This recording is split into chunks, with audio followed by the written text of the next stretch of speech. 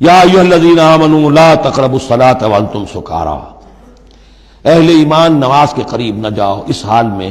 کہ تم نشے کی حالت میں ہو۔ اب یہ وہ سورہ بقرہ میں جو آیا تھا یسألونک عن الخمر والمیسر، اس کا اگلا قدم آ گیا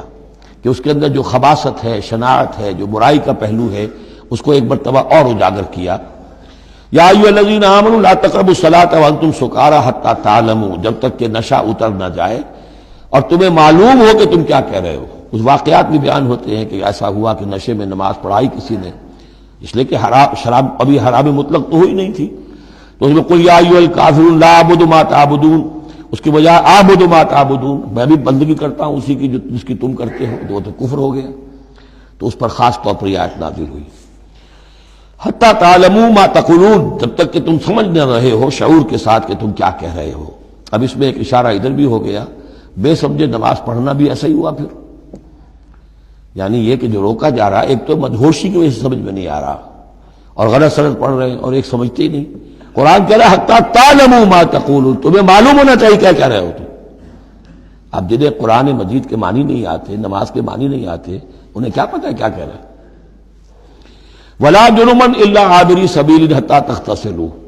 اسی طریقے اگر تم حالت جنابت میں ہو، اگر اپنی بیویوں سے تم نے وہ تعلق قائم کیا ہو، مباشرت کی ہو،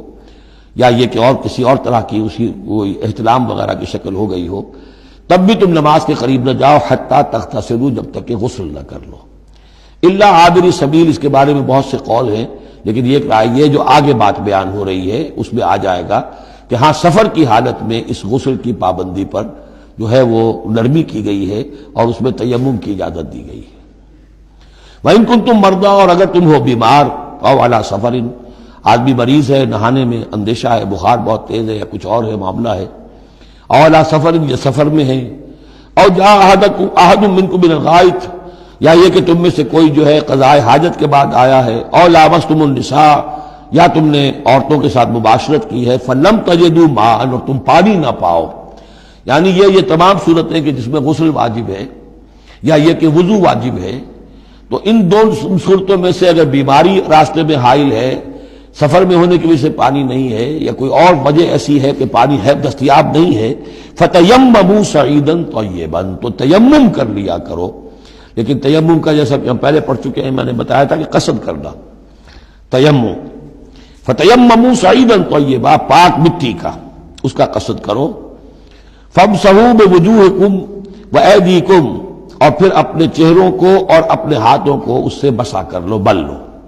ان اللہ کان عفوا غفورا، یقیناً اللہ تعالی عفو ہے، بہت معاف کرنے والا۔